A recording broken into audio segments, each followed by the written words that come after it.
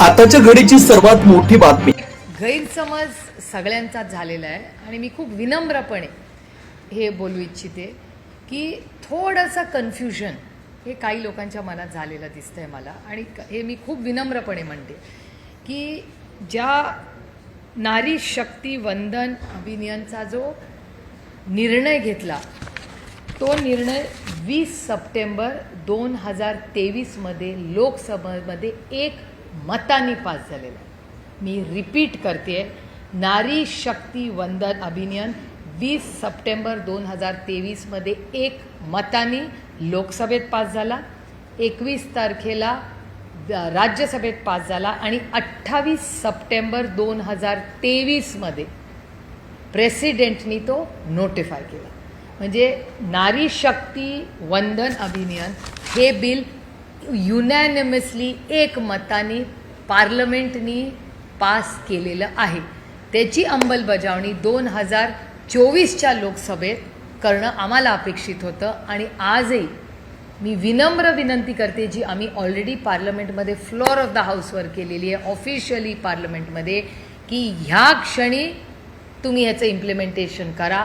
543 मधल्या 33% महिलांना आरक्षण तुम्ही लगेच द्या. आम्ही पूर्ण त्याच्यासाठी तयार आहोत. आमचा आग्रह आहे, आज आणि उद्या नाही, कालच हे करायला पाहिजे होतं. त्याच्यामुळे माननीय मुख्यमंत्र्यांना मला खूप विनम्रपणे विचारायचं आहे की जर 2023 मध्ये आम्ही बिल पास केलं आहे तर आपण आता 2026 मध्ये आहोत. 24, 25, 26 अडीच वर्ष झाले हे बिल पास करून. ह्याची अंमलबजावणी आत्ताच्या तत्कालीन भारत सरकारने का नाही केलेली? त्याच्यानंतर एवढी इलेक्शन झालेल्या बिलावर परत चर्चा कसली? कारण का हे बिल महिला आरक्षणाचं बिल नव्हतंच, हे बिल डिलिमिटेशनचं होतं. त्यामुळे कॉन्स्टिट्यूशन अमेंडमेंट जे करायचं होतं नारी शक्ती 33%च्या आरक्षणाबद्दल, ते आम्ही 3 वर्षापूर्वीच एक मताने केलं आहे आणि विरोधाचा विषय येतोच कुठे. आणि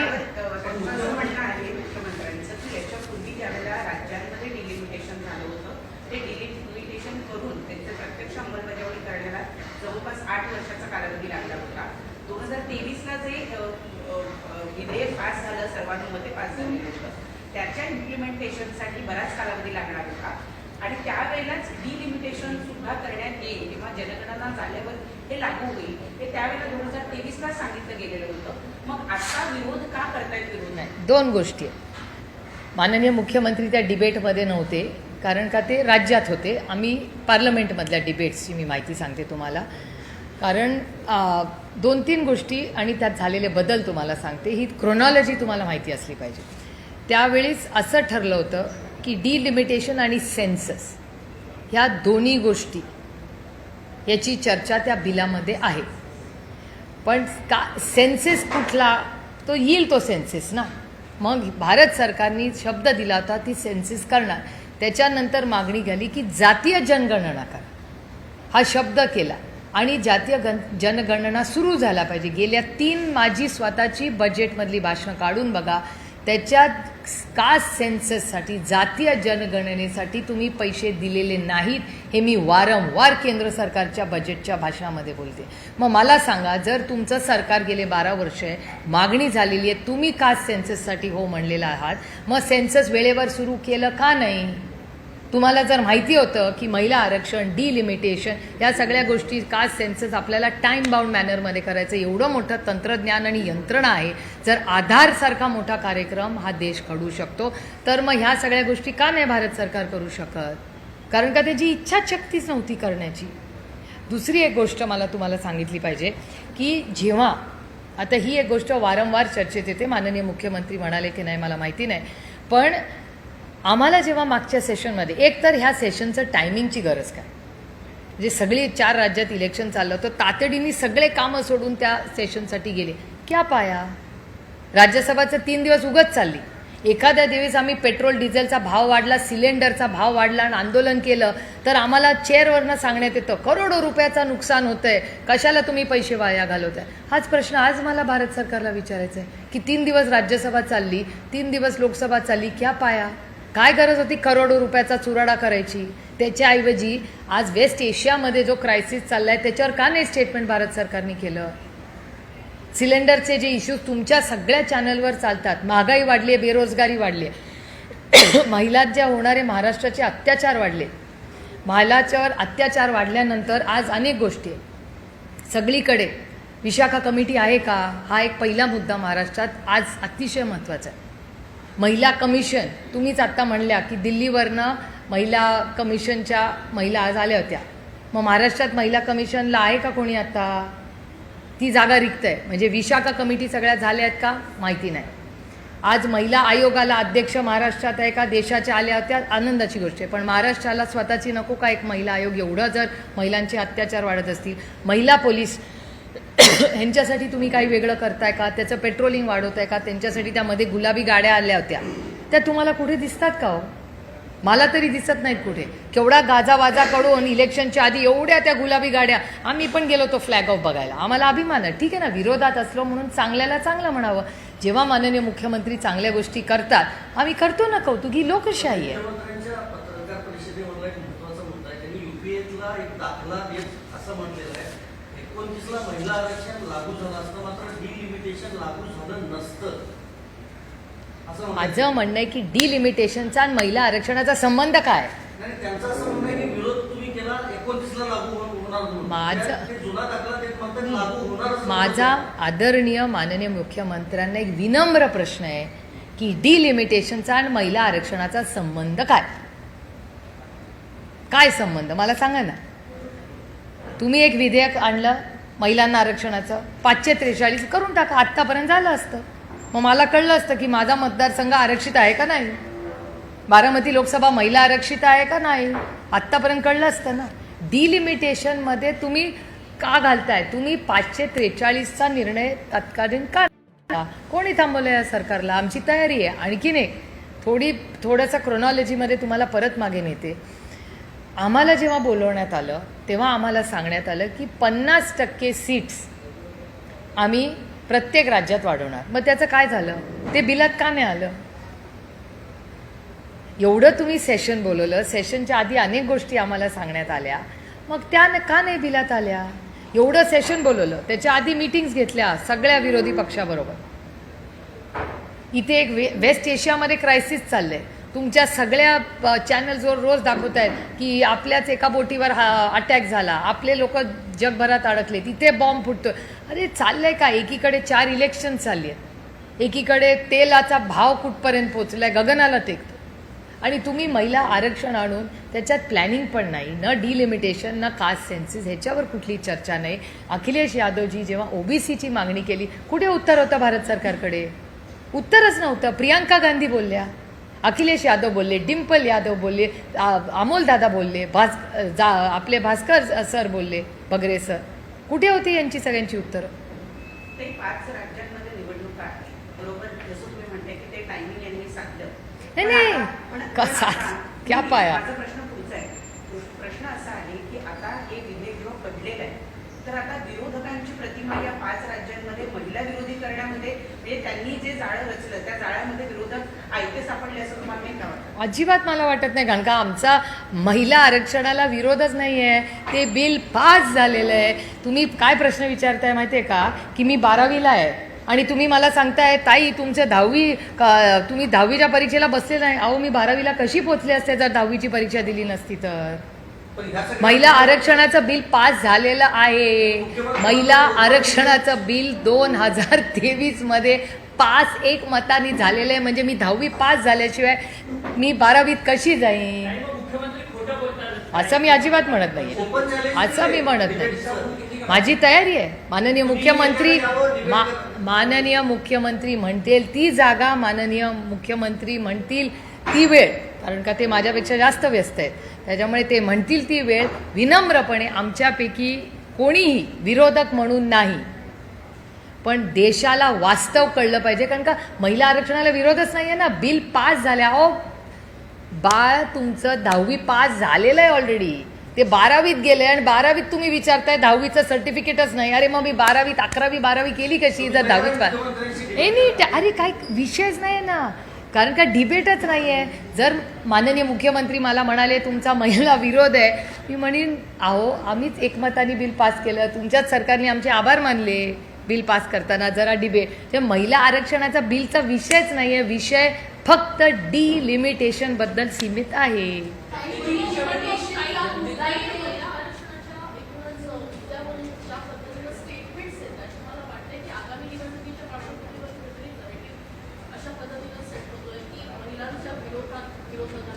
कशी महिला विरोधात सांगा ना मला.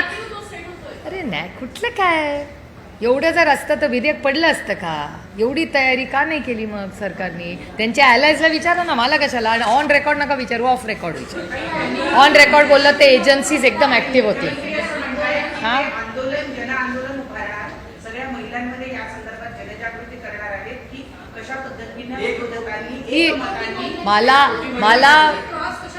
मला मनापासून आनंद आहे जर भारतीय जनता पक्ष एक जन आंदोलन उभं करणार असेल तर चांगली गोष्ट आहे. ह्याचा अर्थ लोकशाहीमध्ये टिकते अजून थोडे दिवस. जन आंदोलन उभं करणार असतील तर त्यांनी करावं, गैर काय त्याच्यात?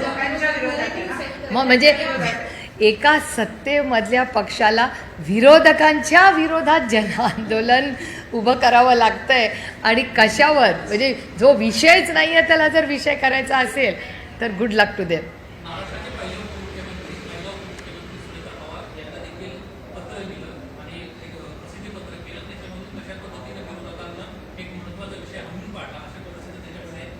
हो, ही लोकशाही आहे, प्रत्येकाला काय पण बोलायचा अधिकार आहे. आपण त्या गोष्टीला वास्तवतेपासून दूर असेल तर काय करू शकतो माणूस? म्हणजे मला अजूनही विश्वास बसत नाहीये की जे विधेयक पास झालंय ते मूल 10वी पास झालेलं आहे ऑलरेडी. तुम्ही परत कुठे त्या 10वीच्या परीक्षेला बसवताय? जे पास झाले ते झाले ना.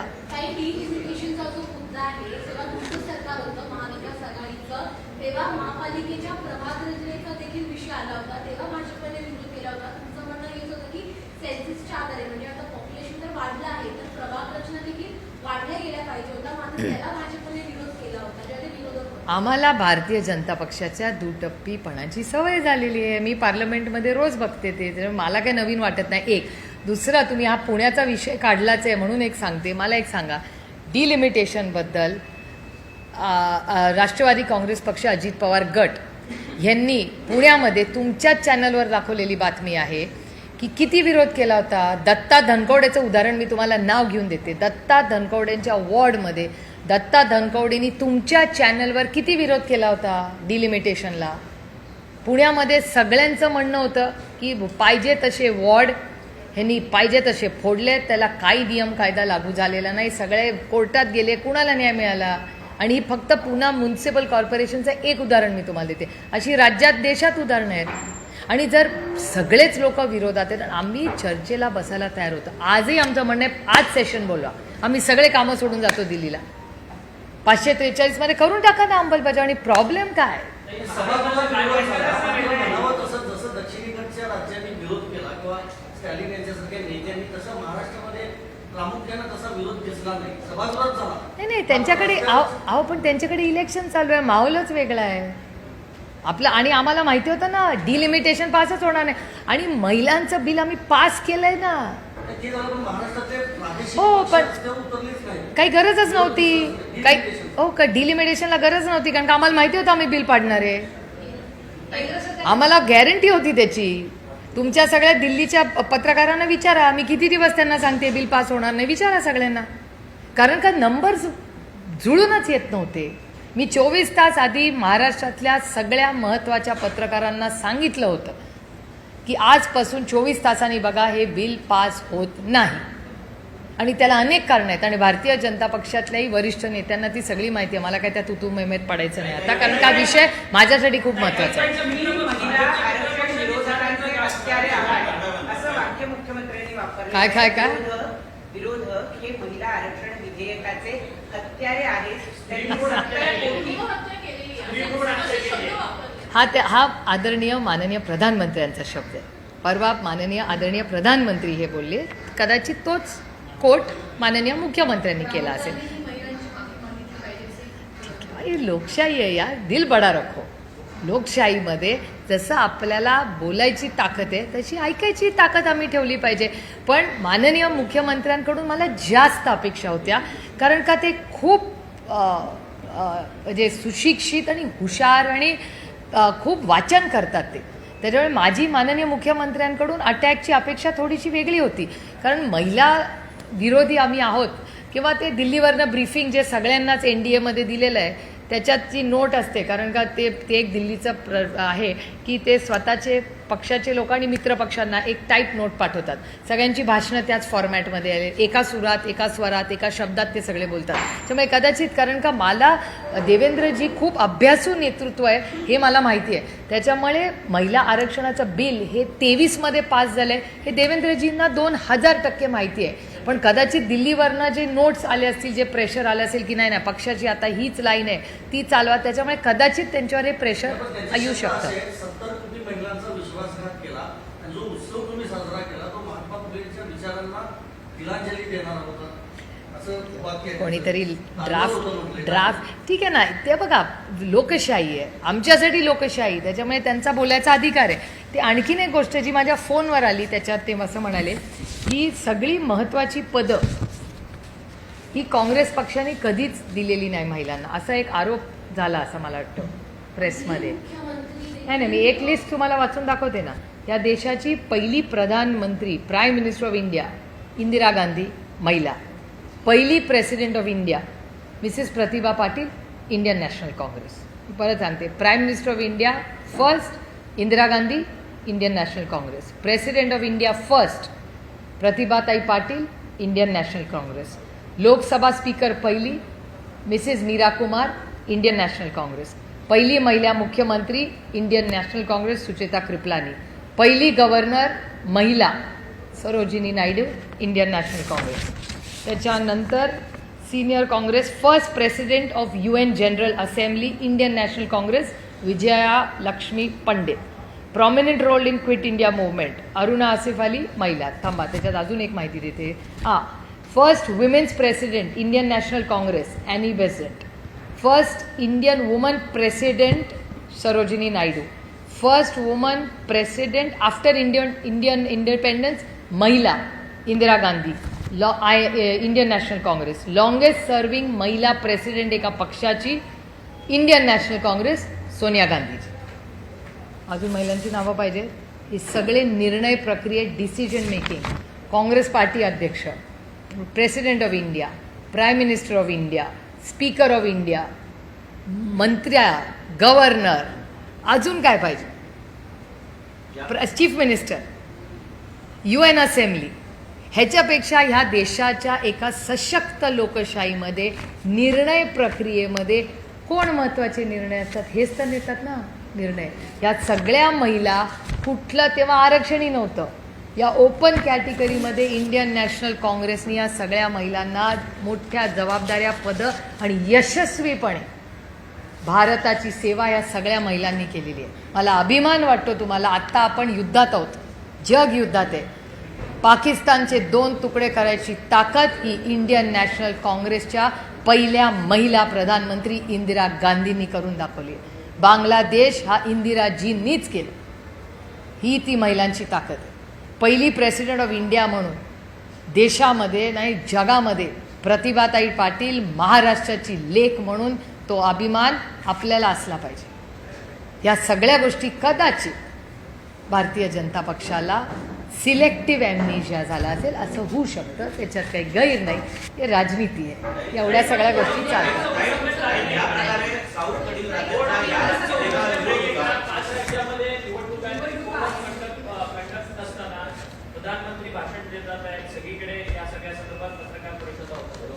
हो ठीक आहे ना, त्यांनी यंत्रणा चालवली आहे दिल्लीवरनं, सगळ्यांना सांगितलंय करा.